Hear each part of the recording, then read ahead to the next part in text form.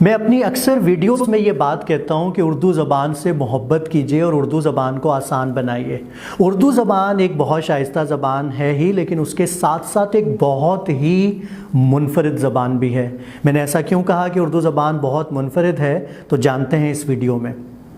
شاید ہی اس دنیا میں کوئی اور ایسی قوم ہو اردو بولنے والوں کے علاوہ جو دنیا کی کوئی بھی زبان سیکھنے کے بعد بالکل اسی لہجے میں بات کرے جیسا کہ اس قوم میں بسنے والے لوگ کرتے ہیں۔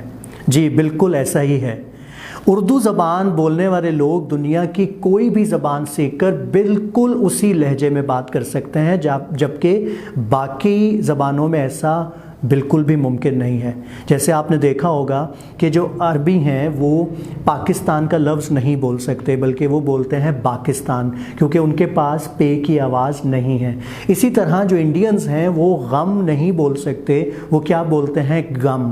اسی طرح جو ہمارے پختون بھائی ہیں، جو پشتو سپیکنگ لوگ ہیں، ان کے لیے بھاری آوازیں بولنا بہت مشکل رہتا ہے، ان کو بہت زیادہ پریکٹس کرنا پڑتی ہے۔ جیسے وہ یہ جملہ ایسے کہیں گے، کانا کالو، یعنی کہ ان کے لیے کھانا کھا لو کہنا تھوڑا سا مشکل ہے، یا ان کو بہت زیادہ اس کی پریکٹس کرنا پڑتی ہے۔ اسی طرح چائنیز اگر اردو سیکھ لیں تو وہ تھوڑا سا توتلا بولیں گے۔ اسی طرح انگریز جو ہیں وہ اگر اردو سیکھ لیں تو ان کے لیے ہمارے لہجے میں بات کرنا مشکل ہوگی۔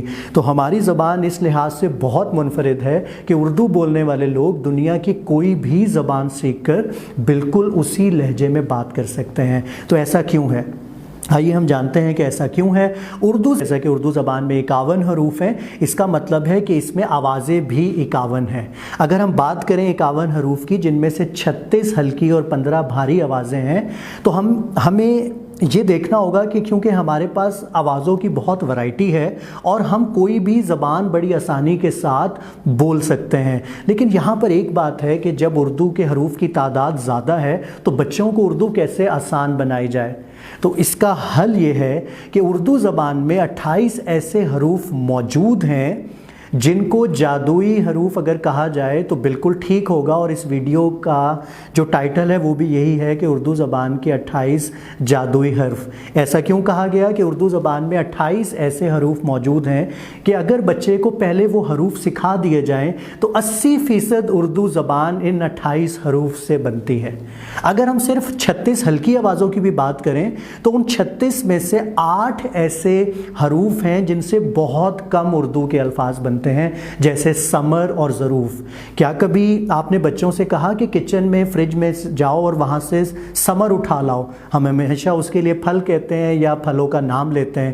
اسی طرح خواتین کو کبھی یہ سننے کو نہیں ملا ہوگا کہ کچن میں ظروف پڑے ہیں، جا کر دھو دو، تو وہ بھی برتن کا لفظ استعمال ہوتا ہے۔ تو تھوڑی دیر کے لیے سوچئے، اگر پلے گروپ کا بچہ، پریئر 1 کا بچہ، اگر ہم اس کو یہ حروف نہ سکھائیں تو اس سے اردو کے اوپر کوئی بھی مسئلہ نہیں بنے گا، بلکہ اردو بچے کے لیے آسان ہوگی۔ یہاں پر میرا کہنے کا ہرگز یہ مطلب نہیں ہے کہ سمر اور ظروف کے جو الفاظ ہیں ان کو ختم کر دیا جائے، ان کو بالکل ختم نہیں کرنا، بلکہ ان کو اگلی کلاسز میں آپ بچے کو انٹروڈیوس کریں۔ تو 28 یہ حروف جو آپ کو اسکرین پر نظر بھی آ رہے ہوں گے، جن میں سے 24 مصمتیں اور 4 مصوتیں ہیں، اگر آپ بچے کو یہ حروف پہلے سکھائیں گے تو بچے کے لیے اردو زبان سیکھنا بہت زیادہ آسان ہوگی۔